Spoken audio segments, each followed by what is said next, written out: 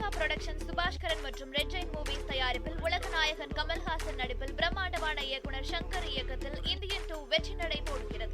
திருவண்ணாமலை மாவட்டம் கண்ணமங்கலம் அரசு பள்ளியில் நடைபெற்ற பாரம்பரிய விதை திருவிழாவில் ஏராளமான விவசாயிகள் மற்றும் பொதுமக்கள் விதைகளை வாங்கிச் சென்றனர். இதுகுறித்து நமது செய்தியாளர் பிரகாஷ் வழங்கிய கூடுதல் தகவல்களை தற்போது பார்க்கலாம். ஆடிப்பட்டம் தேடி விதை என்ற பழமொழிக்கு ஏற்ப ஆடி மாதம் தொடங்கிய முதல் நாளான இன்று விவசாயம் நிறைந்த இந்த திருவண்ணாமலை மாவட்டத்தில் ஆரணி பகுதியில் உள்ள கண்ணமங்கலம் அரசு ஆண்கள் மேல்நிலைப் பள்ளியில் ஊர்தோறும் விதை திருவிழா இன்று சிறப்பாக நடைபெற்று வருகிறது.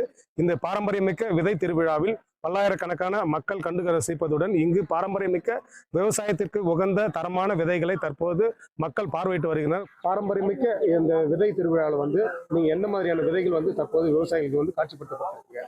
வணக்கங்க, என் பேர் செல்வகுமார். இங்க கண்ணமங்கலம் சுற்றி இருக்கிற கிராமமான வெள்ளேரிமேடு கிராமத்துலேருந்து வராங்க. இங்க பார்த்தீங்கன்னா மொத்தம் ஒரு 5 வகையான நெல் இப்போ இன்னைக்கு விதை நெல் விற்பனைக்காக எடுத்துட்டு வந்திருக்கோம். இதில் பார்த்தீங்கன்னா தூய மல்லி, தங்க சம்பா, வேமன் சம்பான்னு இப்போ விதை பரவலுக்காக இப்போ 2 வருஷமா அதை முன்னெடுத்துட்டு இருக்கோம். பாரம்பரியமான விதை இதுக்கு முன்னோர்கள் பயன்படுத்தினாங்க. நடுவில் நம்ம அது காணாமல் போச்சு. மறுபடியும் அதை மீட்டெடுத்து இப்போ 2 வருஷமா அதை விதை பரவல் கொண்டு வந்துட்டு இருக்கோம். அதே மாதிரி அரிகேசன் வள்ளின்னு சொல்லிட்டு வெளிமாநில நெல் எல்லாமே பாரம்பரியம் மிக்க நெல்லுங்கிறதா. இது மாதிரி இன்னொன்று பார்த்தீங்கன்னா ஆத்தூர் கிச்சிலி சம்பா. ஸோ இந்த 5 வகையான நெல் பார்த்தீங்கன்னா நம்ம விதை விற்பனைக்காக எடுத்துட்டு வந்திருக்கோம். மக்கள் பார்த்தீங்கன்னா இப்போ உடல் சார்ந்து எல்லாருமே விழிப்புணர்வு அடைஞ்சிட்டு வரத்தால பாரம்பரிய நெல்லை தேடி வாங்க ஆரம்பிச்சிருக்காங்க. இதுக்கு முன்னாடி பார்த்தீங்கன்னா அரிசி மட்டும்தான் இது வரைக்கும் தேடிட்டு இருந்தாங்க. ஏன்னா அரிசி மார்க்கெட்ல போனாதான் கிடைக்கின்றது இல்லாம இப்போ சுத்தி இருக்கிற கிராமத்துங்களே நிறைய இயற்கை விவசாயிங்க இருக்கிறதால அவங்ககிட்டயே இப்போ அரிசி வாங்க ஆரம்பிச்சிட்டாங்க. அதே மாதிரி சொந்தமா நிலம் வச்சிட்டு இருக்கவங்க பார்த்தீங்கன்னா கொஞ்சமா தனக்கு தேவையான அரிசியாவது நம்ம விளைவிச்சு நம்ம ஆரோக்கியமான உணவை சாப்பிடணுன்றதுக்காக பாரம்பரிய நெல் விரும்பி மக்கள் 2 வருஷமா வாங்கிட்டு இருக்காங்க. இந்த பாரம்பரிய விதை திருவிழாவில் கலந்து வந்திருக்கீங்க.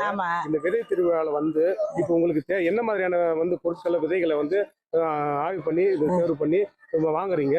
இந்த விதை திருவிழா உங்களுக்கு பயனுள்ளதா இருக்கா? அது கொஞ்சம் நாங்க இப்ப புதுசா இப்பதான் வந்துக்கிறோம். கொஞ்சம் கொஞ்சம் வாங்கி இருக்கிறோம். அதெல்லாம் நட்டு பார்த்தா தான் தெரியும் அனுபவம் எப்படின்னு. என்ன மாதிரியான செடிகள், என்ன மாதிரி நாட்டு விதைகள்லாம் வாங்கியிருக்கிறோம். சொரக்காய், வெண்டைக்காய், தக்காளி இதெல்லாம் நாட்டு விதையை தான் வாங்கியிருக்கிறோம். சிறப்பா இருக்கா விதை திருவிழா உங்களுக்கு?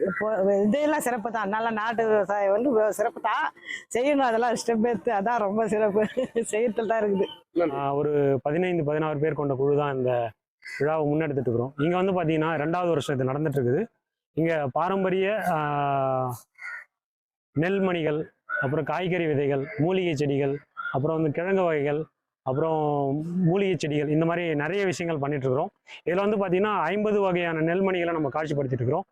ஆரணி அருகே உள்ள கண்ணமங்கலம் அரசு ஆண்கள் மேல்நிலைப் பள்ளியில் தற்போது நடைபெற்று வரும் ஊர்தோறும் விதைகள் திருவிழா பாரம்பரிய விதைகள் இந்த விதைகள் திருவிழாவில் தற்போது கிடைத்து வருகிறது.